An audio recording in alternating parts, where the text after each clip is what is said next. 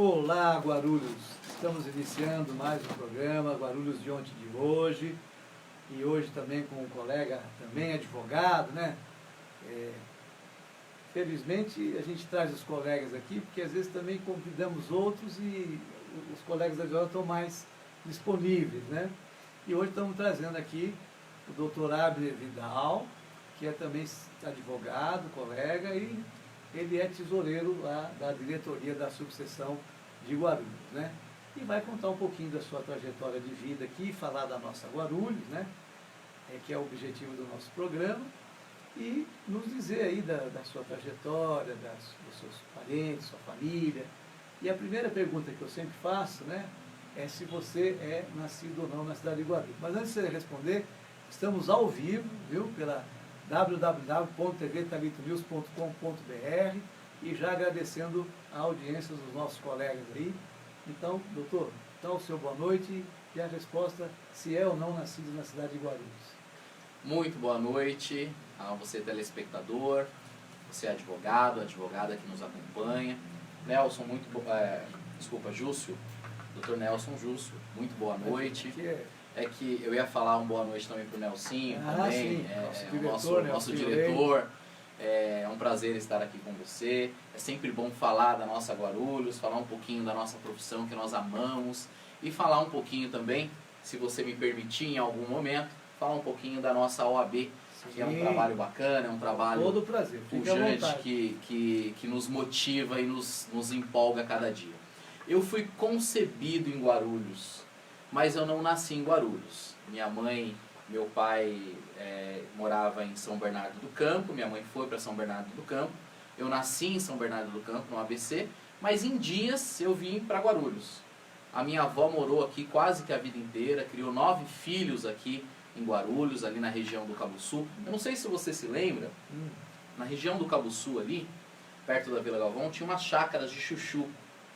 Há muitos anos atrás eram muito famosas essas chácaras de chuchu, tinha um chuchuzal lá enorme. E a minha avó criou ali 9 filhos, incluindo a minha mãe. Que maravilha. Então, eu tenho uma história muito forte com Guarulhos. E não nasci, mas fui concebido em Guarulhos e vim pra cá em dias, porque eu nasci em São Bernardo e logo minha mãe veio aqui passar uma temporada na casa da minha avó e eu fiquei aqui em Guarulhos. Então, já que você está citando a vovó, eu quero que você decline o nome dela, já decline o nome do papai e da mamãe e me diga efetivamente quando vocês se realmente fixaram na cidade, né? E aonde vocês fixaram. Claro. A minha vovó, que faleceu há 3 anos atrás, com 95 anos, chamava-se Luzia Delgado. Ela se fixou aqui há mais de 70 anos atrás. A minha mãe, a minha amada mamãe Isabel, também falecida. E o meu papai, também falecido, Jadir. Meu pai não era daqui de Guarulhos, minha mãe era daqui de Guarulhos. Tem uma história interessante, Nelson. Eu nasci em São Bernardo, vim para cá, passei uma temporada, voltei para São Bernardo e meus pais, eles tinham uma dificuldade financeira muito grande e eles mudaram quando eu tinha 3 anos de idade daqui de São Paulo para Minas. E aí ficaram lá um certo tempo em Minas, depois eles foram para Vitória do Espírito Santo. Quando eu tinha 9 anos meu pai faleceu e minha mãe veio definitivamente para Guarulhos. Hoje eu tenho 36, menos 9, então eu estou em Guarulhos há 27 anos, é isso? Sou um pouco, mais uns 27, 28 anos. Então estou em Guarulhos de forma ininterrupta.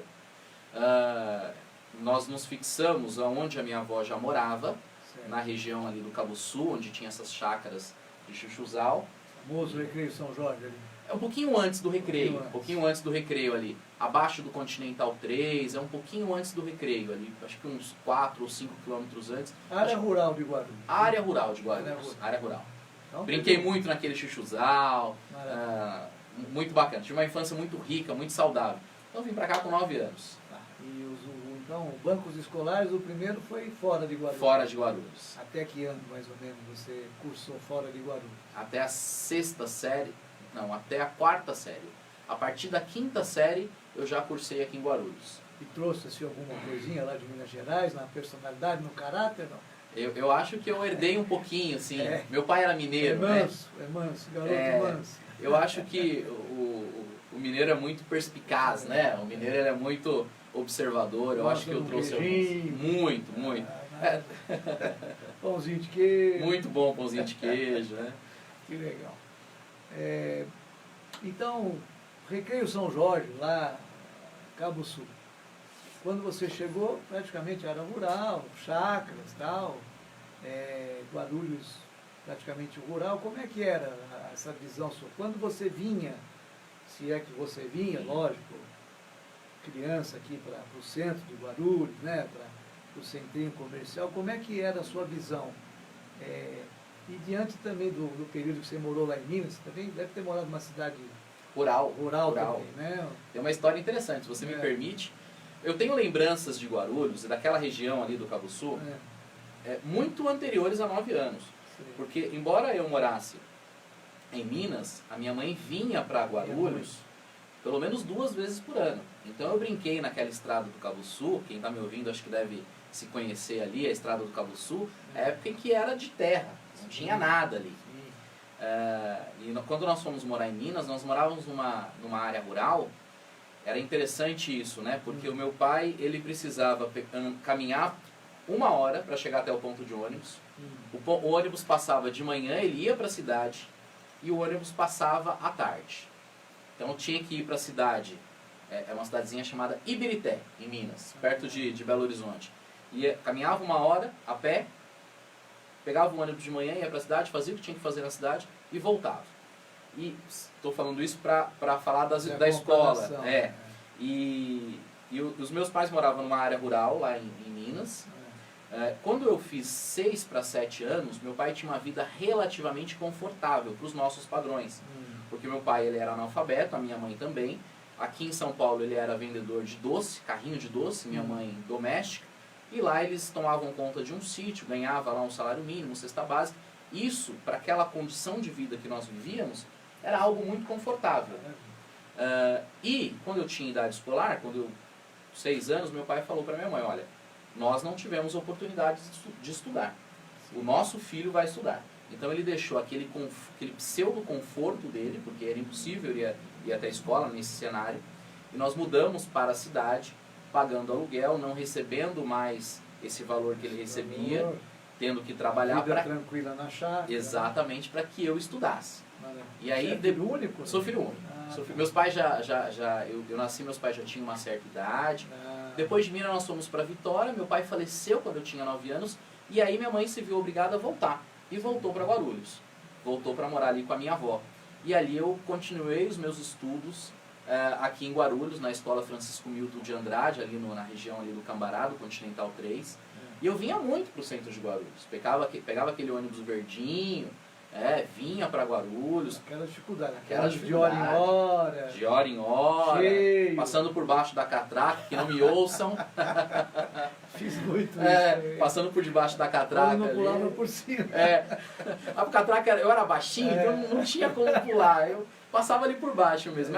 Não tinha essa protuberância que eu tenho hoje, era mais magrinho, dava para passar. E é interessante que essa passagem nossa, até hoje, né, a criançada acaba tendo que passar por isso, né? No pleno século XXI, né, a criançada ainda tendo que passar por baixo dessas catacas, dessas coisas horríveis, né? Que é horrível você, criança, ter que passar por baixo ou por cima, essa dificuldade isso devia ser abolido, na minha opinião, porque se a gente fosse um pouco mais honesto, né, se o povo fosse mais honesto, como em alguns lugares da Europa, que você paga e faz o mesmo troco para você e tal, né? A gente, criança, não passaria por essas coisas que dá saudade, né? Mas é muito deprimente, né? Muito chato ter que... Parece que você... Quando criança, Nelson, a gente achava graça, né? Quando você vai crescendo, acaba sendo um pouco constrangedor. Né? Tudo depende muito da fase, né? Parece que quando você não tem compromisso, que você é criança, é tranquilo. Agora, quando você fica ali pré-adolescente, 12, 13 anos, que você não passa mais por baixo por brincadeira, é por necessidade, porque às vezes você precisa ir tirar um documento. Essa é a parte que eu falo. Essa é uma questão mais delicada, eu concordo com você nesse sentido. Então, e falando da condução, né? Eu também me lembro dos bons tempos que tinha o cobrador, né? Que segurava o dinheiro entre os dedos e batia a moedinha no banco, até para acordar um ou outro mais desavisado que estava dormindo. Eu me lembro Você muito lembra bem dessa disso. ocasião? Olha, chegando um cafezinho aqui ao vivo, pessoal. Maravilha. Obrigado. Muito obrigado, meu senhor. A gente é bem tratado aqui, ó. Até cafezinho eu tô ganhando aqui, hein? Então, doutor, e ali no Recreio São Jorge, então, no Cabuçu, né? A famosa Avenida Cabuçu, que acho que pega da Vila Galvão e vai até o Tabuão ali praticamente, né? Acho que é Estrada do Cabuçu. Estrada do Cabuçu. Estrada do Cabuçu. Pega da Estrada Vila do Cabuçu. Galvão e vai até lá, próximo à Praça 8. Tabuão ali. Não sei se você conheceu já, se era da tua época, mas eu acredito até que seja, porque nós temos um grande cidadão guarulhense, bastante conhecido, o Massami, fotógrafo, você já ouviu falar Opa, dele? claro, com Ele certeza. construiu um castelinho lá. Você já conhece o castelinho ali? Conheço. É. Inclusive no fundo do castelinho, É. ele fica à direita, indo pro Recreio São Jorge, da Vila Galvão sentido Recreio São Jorge, ele fica à direita. É.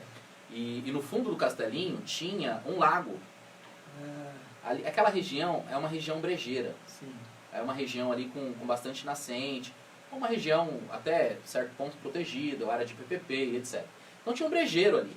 Quando chovia muito, formava um lago e a criançada ia tudo pro castelinho nadar. Me lembro muito bem dessa época. Hoje foi invadido, né? Tá. Infelizmente cresceu lá, né? É. Cresceu dessa forma aí, desordenada, como toda Guarulhos e algumas outras cidades do nosso país aí, né? É verdade. Lamentável, por falta justamente de planejamento, de se estabelecer um norte de crescimento para a cidade, né? Mas enfim, tem gente que gosta, tem gente que não gosta, né? Mas vamos tocando a vida, né?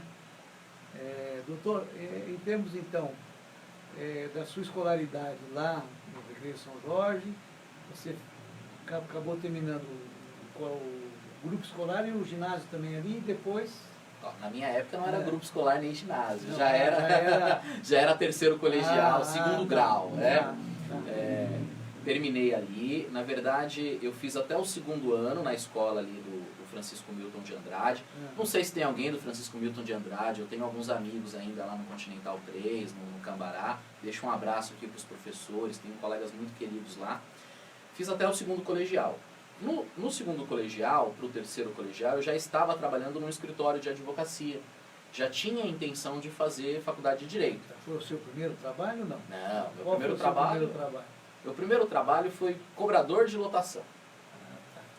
Cobrador de lotação, numa época em que o emprego era bem difícil. E a tinha lotação lá... ainda estava surgindo ou já estavam querendo extingui-la? Já estava surgindo. Logo no Tava início, surgindo. aquela coisa de operação, lotação clandestina. Mas eu trabalhei pouco tempo. Eu tive muita sorte. Com 14 anos, o meu tio já trabalhava nos Correios, era carteiro. E a minha tia fez de tudo para que eu entrasse. O Correio tinha um programa de menor. Maravilha. Era um programa maravilhoso. Então eu fiz uma seleção que durou quase 8 meses, com 14 anos isso. Então eu saía da minha casa aqui 4h30 da manhã com a minha mãe, filho único, né? E ia até o Jaguaré para fazer essa seleção. E tive a grata felicidade de ser um dos selecionados. E num mar de meninos de 14 anos lá, tinha lá, sei lá, mais de 300 meninos, né? Todo mundo era chamado e, olha, você está no CDD tal, ou AC tal. CDD, para quem não sabe, é Centro de Distribuição. E AC é agência, ou seja, é a ponta do correio. E quando eu fui chamado, me falaram que eu estava na REOP. Eu falei, poxa, mas eu sou o único que estou na REOP aqui, todo mundo está no CDD ou está na AC, e eu tive a felicidade de trabalhar na administrativa. A REOP era a gerência regional. Então eu aprendi muito, trabalhei dos meus 14 até os 18 anos nos Correios. Sim, maravilha. E aprendi muito lá. Boa escola. Ótima Você escola. falou do Jaguaré. O Cabecinha está perguntando aqui se ele jogou bola no Cabo Sul. Joguei bola no Cabo Sul, no Três Maria. Joguei futebol. Eu gosto de futebol, viu? Maravilha. Joguei na quadra. Tinha uma quadra lá também que a gente disputava campeonato. Hoje não é mais quadra, é um depósito de frutas lá, mas tinha uma quadra que a gente jogava muito lá na quadra. Cabecinha tem um programa conosco aqui, o C9, de programa esportivo e de música também, aqui na nossa TV Talento News. Né? Bacana. Mas eu não cheguei a jogar no time do Três Marias porque não era tão Não bom. se profissionalizou. Não era. Mas eu estava um pouquinho antes do Três Marias, eu estava ali perto do Continental 3, então o meu bairro, inclusive, tinha uma rivalidade com o pessoal ali do Três Marias, do Cabo Sul. Estão falando que ele se parece com o Luiz Bachi. Então, você falou da cidade do Jaguaré, né? O bairro praticamente de São Paulo, né? Eu também, quando nasci, ali no Belenzinho e fui morar no Jaguaré depois que nós viemos para Guarulhos. Isso em 56, 57. Nossa! Eu sou de 83. 83. Então, você é da época que eu casei. É bacana bater esse papo, né? São gerações e a gente vai aprendendo, é muito bacana. Exatamente. Eu gosto muito dessa. É interessante que as histórias, né, das pessoas que eu trago aqui praticamente são as mesmas. São pessoas que cresceram em família humilde, lutaram pela vida e estão conseguindo ter o seu espaço, né? Sempre com luta, né? Luta. A luta continua. Todos os dias, né? Todos os dias. Eu costumava dizer o seguinte, quando eu estava só na advocacia, que tinha o meu escritório não é um grande escritório, mas também não é um escritório médio, nós tínhamos um leão por dia para matar. Agora na OAB nós temos dois, é o leão da advocacia, do escritório de advocacia e o leão da OAB, mas nós fazemos com muito prazer, é muito satisfatório. Maravilha. A gente sabe que o trabalho lá de vocês é voluntário, né? Obviamente vocês disputaram uma eleição para chegar onde vocês estão, né? E tudo é um aprendizado. E às vezes o tempo também não nos dá toda a condição de você poder fazer o melhor, né? Porque sempre a gente tem que ir gatinhando, a gente já não nasce sabendo tudo, né? E por mais que a gente queira fazer o melhor, a gente encontra sempre obstáculos, né? São experiências novas, então a gente compreende que não é fácil. Nenhuma atividade que você vai fazer ou vai desprender, ela é fácil. Tudo é difícil, mas ao seu tempo a gente vai procurando fazer o melhor que pode. Né? E sendo o exemplo que todo mundo gostaria de receber como exemplo, né? E, enfim, e parabenizar. Né? Que essa que é a importância, é a gente saber reconhecer o trabalho das pessoas, apesar de a gente não agradar todo mundo, não é verdade? A gente não consegue agradar todo mundo. Né? Se me permite, essa questão de fazer o melhor, eu tenho uma frase comigo que é meio que um lema para mim. A gente tem que fazer sempre o nosso melhor. Sim. Enquanto nós não temos condições melhores de fazer melhor ainda. Obviamente que essa frase não é minha, é do professor Cortella. É exatamente isso. Eu não tenho a melhor condição, mas eu tenho que fazer o meu melhor nessa condição que eu tenho. Sim. Porque daqui a pouco eu terei melhores condições de fazer melhor ainda. E sempre buscar a superação. Eu acho que é possível você fazer o melhor, é possível. Obviamente que obstáculos nós encontraremos. Se eu sair daqui, eu tropeço na calçada, é um obstáculo. Se eu ficar em casa, vai ter um obstáculo. Então, eu acho que a gente precisa se expor, dar a cara para bater, porque é só assim que nós conseguimos realizar mais. É só assim que nós conseguimos sair de uma condição humilde, uma condição em que as pessoas às vezes nos taxam, nos rotulam, para uma condição um pouco diferente, que é a condição que você sonhou para você mesmo. Maravilha, é isso aí. Temos que caminhar. Ou juntos ou separados, nós vamos estar juntos. É isso aí. Não tem como. É isso aí. É como eu falo, muitas vezes o mundo dá volta, você bate na porta de um, o outro bate na tua porta, e a gente vai chegando lá. Bom, mas voltando aqui na sua trajetória, né? Essas vindas, então, depois para Guarulhos, qual era a sua visão, assim, de Guarulhos? Você mais ou menos já relatou em termos de mobilidade, mas em termos da cidade, como é que você vê a cidade ontem e a cidade hoje? Te assusta essa mudança brusca? Você gostava mais daquele tempo? Na sua visão, o que realmente, vamos dizer assim, melhorou, mas poderia melhorar mais? Vamos dizer assim. Inclusive hoje saiu uma matéria no Estadão, não sei se você teve a oportunidade de acompanhar, Não. que Guarulhos é a cidade que mais cresce no estado de São Paulo. Isso não é à toa, né? Porque o metro quadrado em Guarulhos é um pouco menor do que da Zona Norte, do Tatuapé, do Anália Franco. Guarulhos teve um crescimento nos últimos anos exponencial. Se você me pergunta do ponto de vista de negócio, isso foi maravilhoso para o meu negócio, para a minha carreira, para o meu negócio de advocacia. Eu advogo na área empresarial, então esse crescimento da cidade, essa pujança econômica que a cidade experimentou nos últimos anos, isso foi muito bom. Agora, obviamente que antes, você me perguntou um comparativo de antes e agora, né? Isso. O antes Em termos você... de população, o próprio crescimento urbano da cidade, a mobilidade mesmo, nesse sentido. Quando você tem menos população, menos pessoas, você tem um trânsito melhor, você tem uma qualidade de vida mais tranquila. Isso não é comum, isso não é exclusividade de Guarulhos. Isso é comum a todas as grandes metrópoles. Então você pega bairros de São Paulo que são pequenas cidades, que possuem 1 milhão de habitantes, e houve um crescimento desordenado.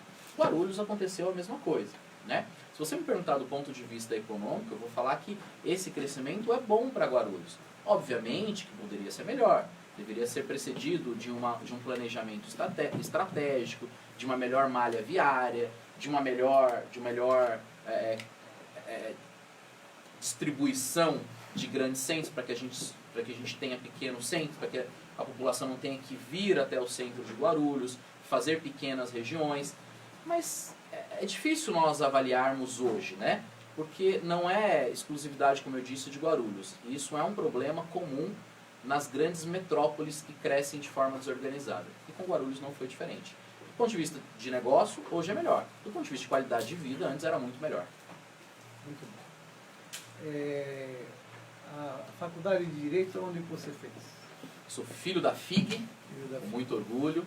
Eu fiz a graduação na FIG. Nós somos colegas da FIG. Somos colegas. Eu entrei na FIG em 2004 e me formei em 2008. Tenho agora... Na minha época eu não podia prestar o exame na faculdade ou no ano que você se formava, você prestava o exame de ordem no ano seguinte.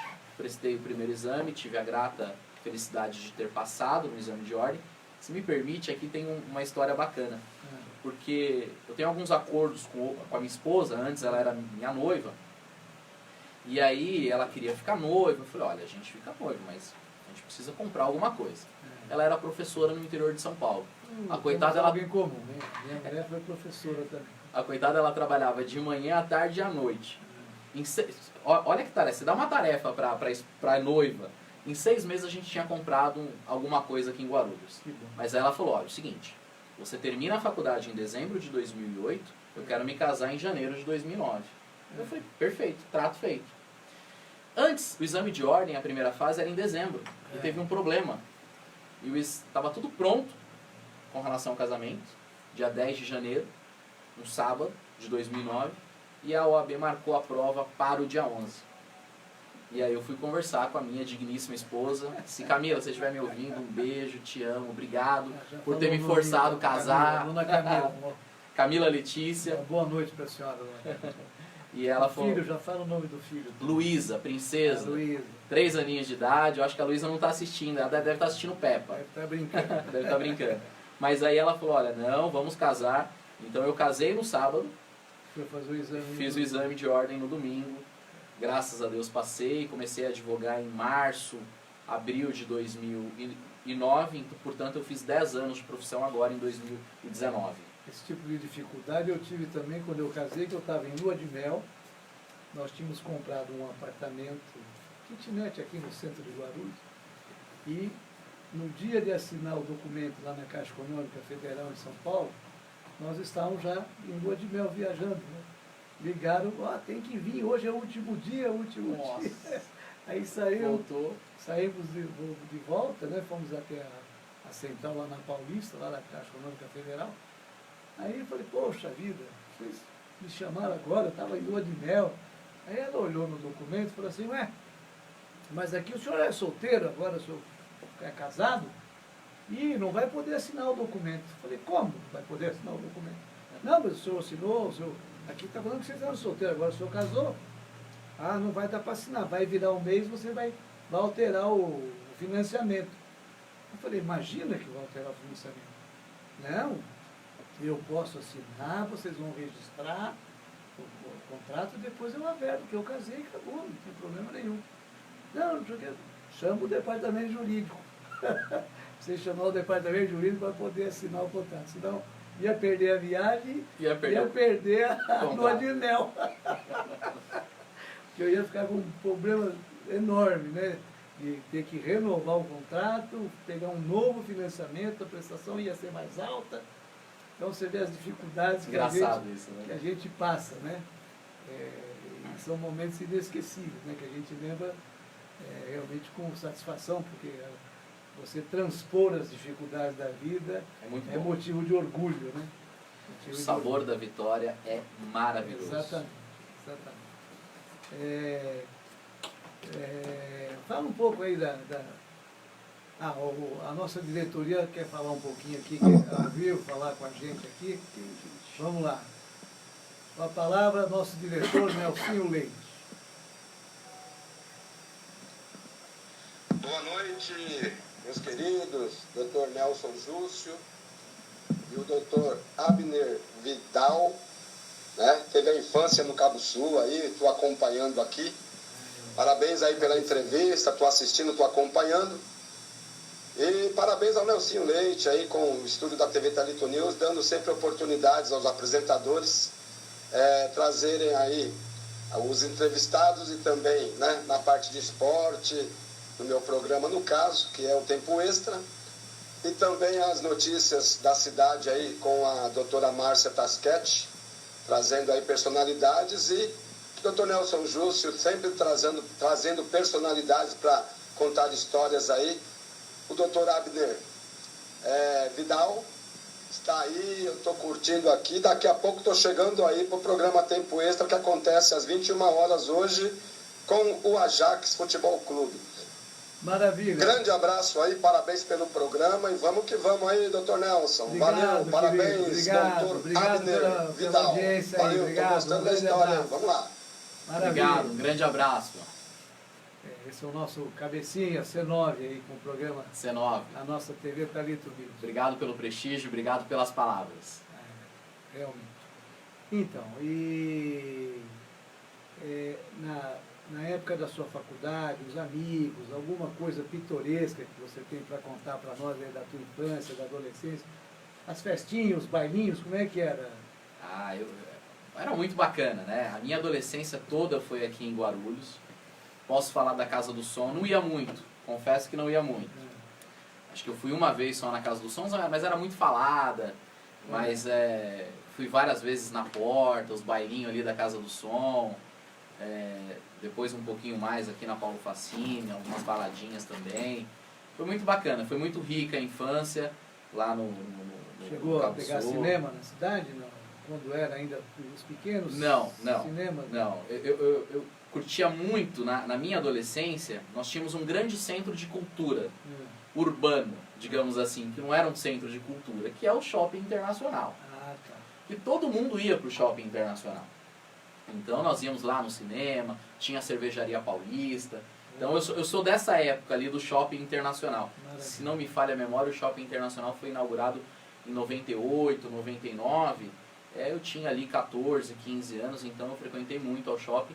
Era onde a minha mãe deixava eu ir ali, não deixava muito eu ir na Casa do Som. Filho único, sabe como é que é, né? Já tinha perdido o marido. Perder o filho não dá, né? Então ela cuidava ali, na rédea curta. Bem, né? Maravilha.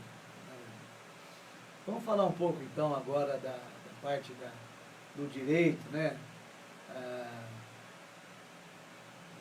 Vamos falar primeiro da tua visão, assim, dessas dificuldades ou das facilidades que a gente tem em relação ao Poder Judiciário. Na sua visão como advogado, o que você realmente gostaria que houvesse mais, entendeu? Até porque agora nós estamos aí na era da informática, né? Tudo informatizado. Você sente diferença? Qual é a diferença que você está sentindo da era não informática e da era da informática? E essa logística toda que existe hoje dentro do Poder Judiciário para realmente nós, através de nós advogados, os nossos patrocinados, alcançar o seu direito. O que você poderia estar falando sobre isso? Bom, primeiro que o advogado, ele é um instrumento da justiça. Não é inconcebível qualquer ambiente de justiça sem advogado. Inconcebível. Eu vejo com muita preocupações alguns movimentos que atacam a advocacia, em especial o advogado. Você veja, Nelson, nós temos severas críticas ao Sejusc. Para quem não sabe o que é Sejusc é um ambiente que se pratica acordos judiciais em que não há necessidade de um acompanhamento de um advogado. Não há dúvida que se eu chego com o meu cliente, acompanhando o meu cliente, e a outra parte está sem advogado, a outra parte está em desvantagem. Não porque sou eu. Qualquer advogado. O advogado tem conhecimento técnico. O advogado ele é preparado para aquilo. É injusto. Há um desequilíbrio na balança. E é inaceitável qualquer ambiente que se pratique justiça não ter o advogado. Então, eu vejo com muita ressalva esse avanço de novos meios de solução de conflito em que não se inclua o advogado. Eu percebi isso quando comecei a advogar, justamente quando veio aquela legislação sobre alimentos, né, pedido de alimentos, investigação de paternidade, que pela data de nascimento da criança era distribuído a algumas varas da justiça e a mãe ia até lá e através dessa lei tinha o benefício de fazer o pedido dos alimentos e, em geral, a outra parte, que era o pai, vinha ao processo, chamado ao processo, e geralmente vinha sem advogado, como até hoje talvez aconteça. Ainda acontece hoje, e está acontecendo agora no Sejusc. Na época, já consultando os grandes colegas, que tinham grandes bancas aqui na cidade, que eu trabalhei com alguns, me haviam dito que esse tipo de acordo é possível até ser nulo, ser anulado.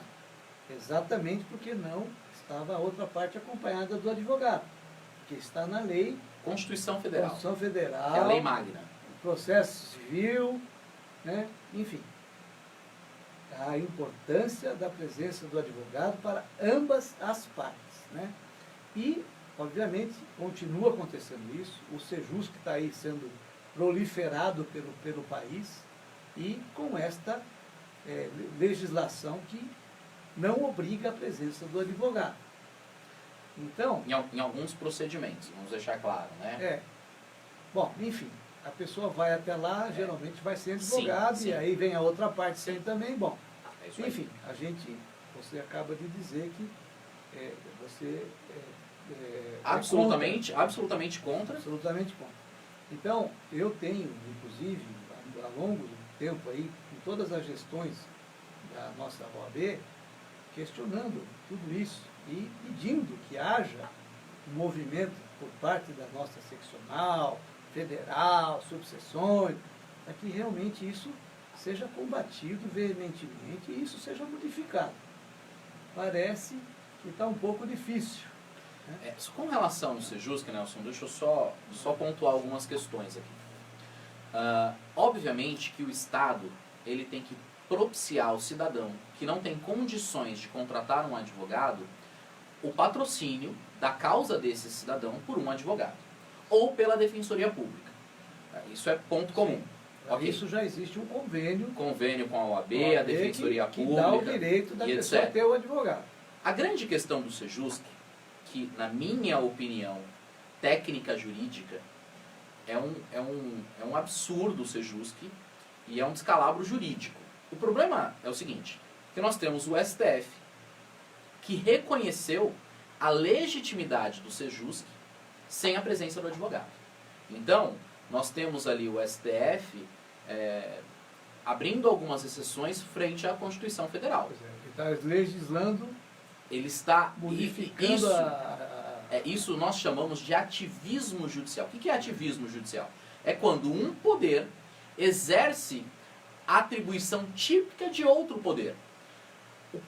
Quem cria a legislação no nosso país, de acordo com a nossa lei magna, que é a Constituição Federal, é o Poder Legislativo. O Poder Executivo, ele implementa, ele cumpre, e o Poder Judiciário, ele tem a função de julgar. Mas não é permitido ao Poder Judiciário se imiscuir na elaboração da legislação, que é típica do Poder Legislativo. Sim. E assim, a lei, para que as pessoas entendam, a lei não surge... Por que é no Poder Legislativo? Porque ela surge da cabeça de alguém e essa pessoa vai fazer a lei? Não. Porque no Poder Legislativo você tem uma coletividade de deputados que, teoricamente, eles são eleitos por várias regiões do nosso país, e ali na Casa de Leis tem que haver uma discussão se essa legislação ela atende a região isso, a região aquilo, a região aquele outro, e tem que ter teoricamente, deveria ter uma discussão plena para que nós consigamos chegar numa legislação em que todas as partes da nação, todas as partes do Brasil tenham colaborado para a elaboração dessa legislação. A lei, ela não é única, não pode sair da cabeça de um indivíduo. E quando a gente fala em ativismo judicial, nós estamos falando que um indivíduo que está ali para julgar, ele está mudando a forma de se elaborar. Isso é inaceitável, é ruim para o nosso país, então, e causa insegurança jurídica. Diante do que eu falei, que se ser possível até ser anulado essas decisões, esses acordos, o que, na sua visão, a nossa instituição poderia propor para acabar isso? Não teria uma solução, um remédio jurídico de se pediu justamente a anulação desses acordos? Então, ou específica, ou de forma geral, ou até uma ação inconstitucional, não sei, na sua visão, como é que você resolveria isso? Vai. Tem um exemplo claro. A gente está falando do Sejusc. Veja, nós somos escravos da sentença judicial e da decisão judicial. Enquanto advogado, eu posso criticar, eu posso não concordar, mas sentença transitada ou decisão judicial transitada em julgada, nós não discutimos, nós cumprimos. Sim. E o papel institucional, a instituição, ela provocou o STF com relação ao Sejusc. O STF foi provocado, que é a nossa última instância. E o STF falou, ok, pode. Depois do STF, nós aprendemos na faculdade, é só Deus, né? Não, não é só Deus. Na verdade, nós podemos trabalhar em outras frentes para que a gente tenha essa solução, Nelson. Por exemplo, na minha opinião... Na prática, o advogado que chegar numa audiência do Sejusc, ele está representando ali um patrocinado. Se ele perceber que a outra parte está sem advogado, ele não pode dizer, eu não vou fazer essa audiência. Esse seria o correto. Esse seria o correto. Porque é um movimento que partiria dos advogados. Sim. Seria muito bom. Mas veja, tem outras frentes que nós podemos encarar essa questão. Por exemplo, eu acho que nós não temos tipificado na lei o que é o cidadão hipossuficiente. Só para você que nos assiste entender o que é hipossuficiência, é aquele indivíduo que não consegue pagar as custas do processo e não consegue pagar um advogado. Nós não temos uma lei falando o que é o hipossuficiente. Nós temos uma lei dizendo que o hipossuficiente tem direito à gratuidade processual. Isso tem em lei esparsa, e eu tenho isso no CPC. Mas eu não tenho um critério objetivo. Olha, quem ganha um salário mínimo, quem ganha 2 salários mínimos... Até porque a lei também... Acho que a solução é nós termos uma lei. Eu acho que a solução é nós termos uma lei. Por exemplo, a 1060/50, né, que praticamente fala da justiça gratuita, e qualquer advogado pode invocar ela para qualquer cidadão, mesmo que esse cidadão esteja provisoriamente necessitado, porque ele pode melhorar lá na frente, e num período de 5 anos ele pode pagar as despesas, tanto do advogado quanto das custas processuais. Então, veja, existem casos da pessoa pedir o benefício da justiça gratuita, até tendo propriedade, até tendo condições, mas momentaneamente ele está sem condições, porque houve algum bloqueio, alguma coisa aconteceu, uma saúde, não sei o quê. Então, a lei, ela tenta buscar realmente dar o benefício para aquela pessoa que realmente necessita, e não precisa ser uma necessidade, vamos dizer assim, perene, ela pode ser momentânea. A minha crítica com relação a isso é que a lei, ela não estabelece um critério objetivo. Sim. Eu posso ter tudo isso que o doutor me disse, mas com um critério objetivo. Quando eu não tenho critério objetivo, eu fico à mercê de uma decisão judicial. Então eu tenho decisão judicial entendendo que o hipossuficiente é aquele que ganha, por exemplo, R$5.000. Estabeleceu até 2, 3 salários mínimos. Na verdade, há uma... Não tem nenhuma cultura jurisprudencial com relação a isso. Então, assim, o senhor me perguntou qual seria a saída. Na minha opinião, a saída seria estabelecer um critério objetivo. Regulamentar, então. Regulamentar e falar assim, só tem direito a ir no Sejusc quem atender a esse requisito, esse critério de hipossuficiência. Entendi. Quem não está nesse critério não tem direito de procurar o Sejusc. Porque você vê indivíduos que têm uma herança relativamente vultuosa, com propriedades, com apartamento, com casa, Mas fazendo não acordo. tem dinheiro. Não tem, mas ele está fazendo acordo no judiciário. Certo. Ele não tem dinheiro momentaneamente, mas ele tem patrimônio. Né? Então, a hipossuficiência ou a qualidade não se mede pelo dinheiro da conta, mas também pelo que ele vai herdar. Então, assim, quando esse indivíduo, que não tem dinheiro, mas ele tem patrimônio... A nossa ética também, né? Na verdade, nós estamos falando aqui também do patrocínio, né? O advogado. A nossa ética, ela não permite que nós recebemos honorários em patrimônio. Não tem problema. Né? Você pode cobrar de êxito, que é plenamente permitido pelo nosso código de ética. Você pode orientar o seu cliente a vender um dos seus patrimônios para pagar o colega advogado, para pagar as custas processuais. Não estou falando em receber em patrimônio, não, pelo contrário. Estou falando para, se o cliente chega até mim, doutor, eu tenho 1 milhão em patrimônio, mas não tenho dinheiro para lhe pagar. Eu falo para ele, senhor, você vai virar aqui na esquina, você vai vender um dos seus patrimônios e eu advogo para você. Com ética, com lisura. Agora, o que não pode é utilizar-se do judiciário, que são mecanismos propriamente para pessoas de baixa renda. Exatamente. Que são mecanismos para pessoas de baixa renda, e o indivíduo não quer vender o seu iate, não quer vender o seu carro de luxo, porque ele não quer pagar as custas do processo, não quer pagar os honorários advocatícios. Acho que o critério, esse é o caminho, o critério. Mas eu gostei da sua concordância comigo de exatamente se nós advogados fizéssemos um movimento, aonde se alguém se apresentasse numa audiência, qualquer que fosse ela, sem advogado, nós não faríamos a audiência solicitando que o juiz ou nomeasse um advogado, ou que a parte tivesse o direito de ir e buscar um advogado ou contratado ou através da justiça gratuita. Concordo. Eu acho que aí nós eliminaríamos essa questão do Sejusc aí, certo? E nós resolveríamos esse problema. Porque, infelizmente, acho que meia dúzia de pessoas que você vai precisar que eles mudem esse critério da lei não vão querer mudar. Né? Mas então, há um movimento... A mudança tem que ser no comportamento também das pessoas e dos advogados, na verdade. Eu acho que o comportamento, aliás, nós temos isso, o comportamento ele gera leis. Por exemplo, exatamente. Fila no banco. Não há uma lei dizendo que você tem que aguardar para ser chamado atrás do outro, mas há uma moral, há uma cultura e há uma lei moral nesse sentido. Eu acho que essa lei da cultura é muito mais forte do que a lei posta, a lei positivada no ordenamento jurídico. Concordo com você. Maravilha.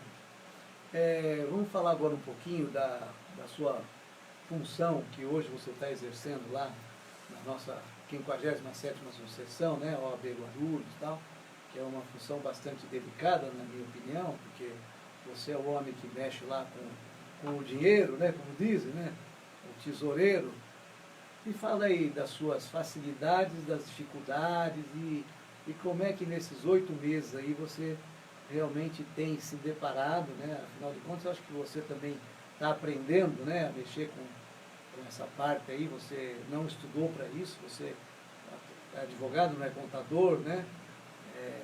Logicamente você está atrelado à seccional de São Paulo, né, no sentido de estar prestando as contas, necessitando de verba que vem de lá, muitas vezes não atende toda a necessidade. Então, fala um pouquinho dessa sua responsabilidade lá como tesoureiro da...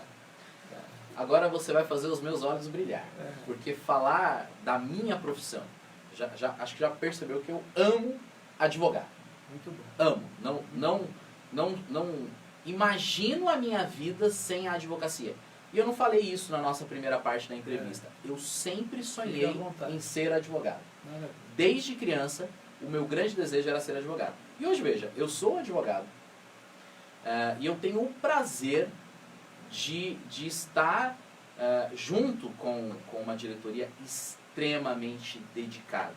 Eu ia falar competente, mas eu não vou falar competente, porque isso são... os números mostram, as realizações mostram, mas o que eu posso falar é que eu tenho um orgulho imenso de trabalhar nesse grupo de trabalho. O Dr. Eduardo Ferrari é uma pessoa que trabalha de forma incessante. Verdade, viu, Júcio? Trabalha de forma incessante. O Dr. Ivani traz uma experiência para a diretoria que é sensacional. É muito bom ouvir a Dr. Ivani. Dr. Ivani, a gente está em reunião às vezes 10, 11 horas da noite, a gente está cansado e ela fala, olha gente, vamos resolver esse ponto, depois a gente para tomar um cafezinho, não é nem para ir embora. O Dr. Rodrigo Prates tem uma visão da Secretaria-Geral, de funcionamento, de treinamento, de comprometimento com os funcionários. A doutora Ana Paula Menezes é uma pessoa sensacional com relação ao controle de gestão. E eu tive a grata felicidade de estar à frente ali da tesouraria. Estou aprendendo sim, muita coisa estou aprendendo, mas a eleição foi em novembro. Nós nos reunimos em dezembro e nós estudamos muito a OAB.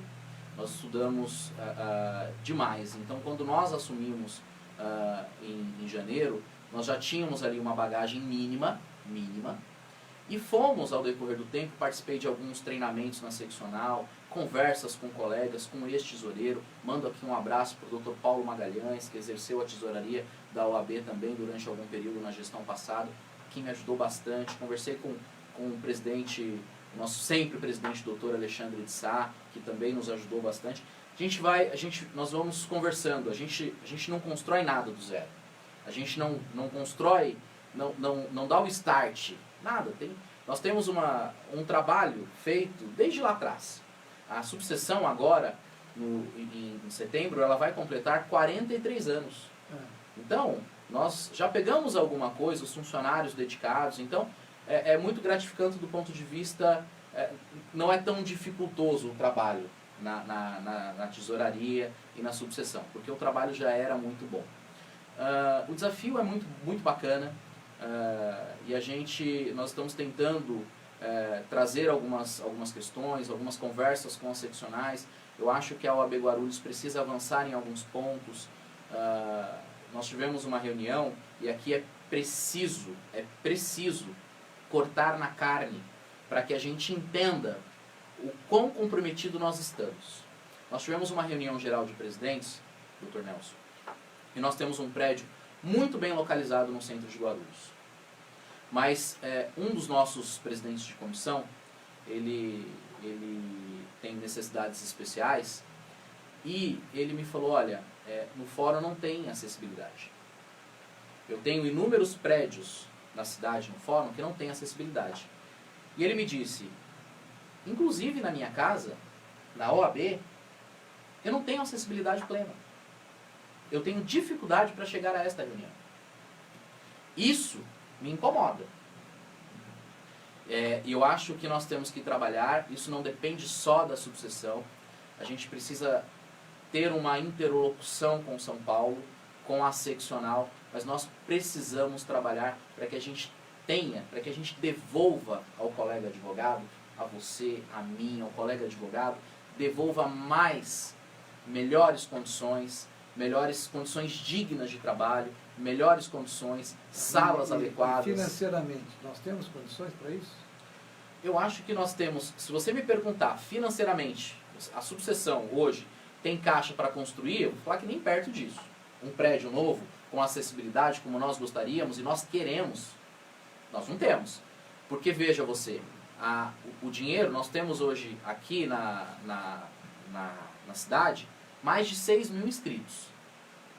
Você fala assim, doutor Abner, então é uma das maiores O orçamento é um... É isso o doutor Ferrari maior. colocou aqui, eu até não sei se você se lembra, nós temos 6 mil inscritos, mas na verdade acho que 3 mil só que estão mais ou menos ativos, 1.200 não estão pagando, e foi o que ele mais ou menos colocou aqui.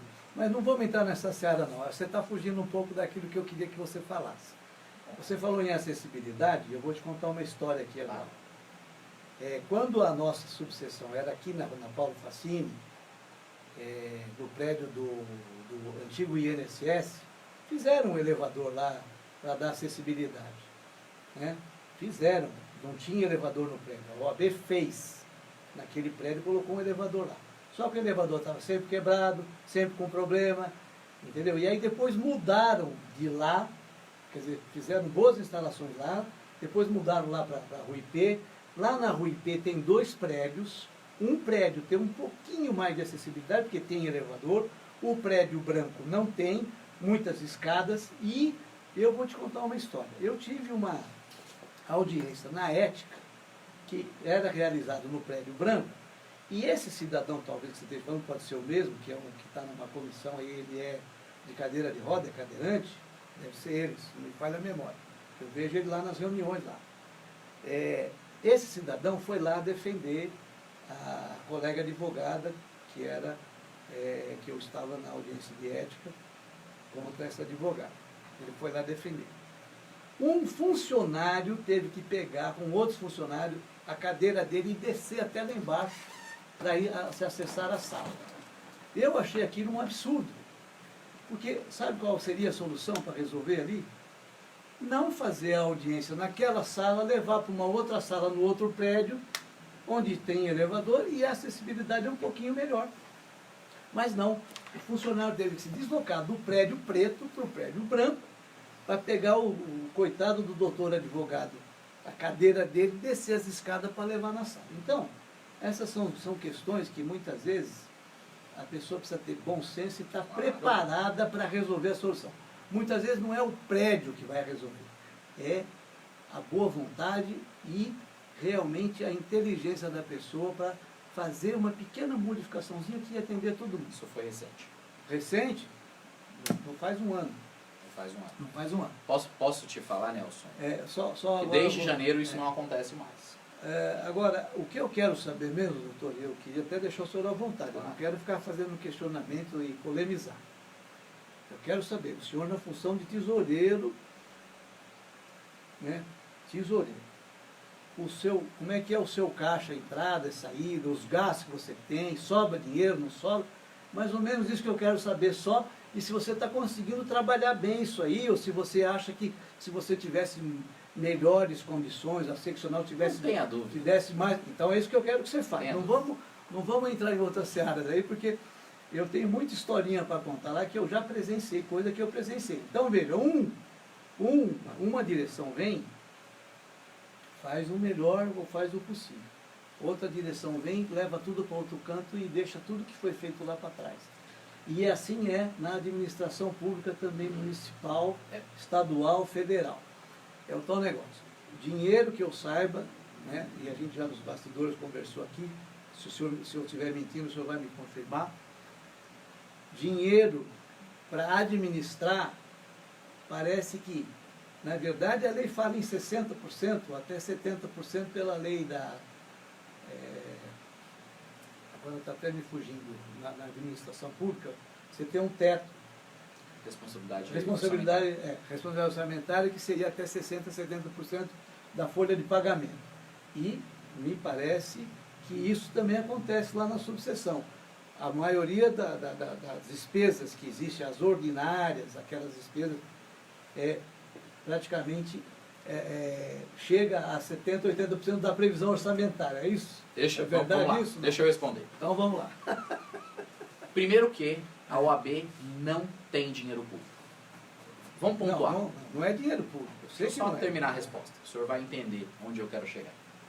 A OAB não tem R$1 de dinheiro público. A magistratura é com dinheiro público, o Ministério Público é com dinheiro público, sem nenhum demérito à magistratura, o Ministério Público e outras carreiras. A OAB, ela é custeada exclusivamente e 100% com o dinheiro do advogado.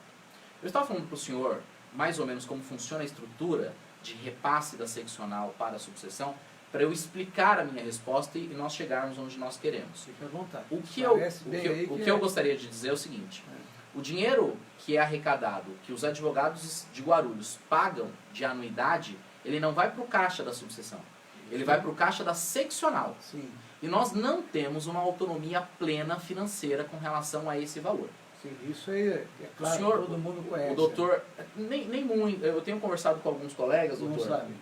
Não sabem. Eles, Guarulhos tem 6 mil Agora advogados. Sabendo, hein, doutor? Isso é muito bom. Isso é minha função, esclarecer. E nós temos um valor, a seccional repassa para a gente valores... Uma previsão orçamentária daquilo das despesas normais, né? Do dia a dia, do mês. São Então, chamadas despesas ordinárias, né? Nós temos, veja, Folha não é de só... pagamento, aluguel, água, luz, essas coisas. Não é só a OAB que tem essa previsão orçamentária, as melhores práticas de gestão dizem que nós temos que fazer isso. O senhor me perguntou se eu gostaria de fazer mais. Obviamente, para o senhor ter uma ideia, basicamente a OAB ela se sustenta, ou eu posso fazer um café em uma palestra, um folder para divulgar um evento de cunho técnico. Basicamente eu faço isso com o dinheiro das cópias das 4 salas que eu tenho.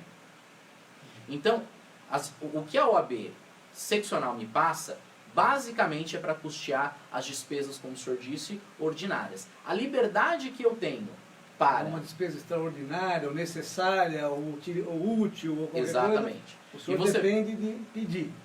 Eu dependo de fazer uma boa gestão do dinheiro arrecadado nas 4 salas.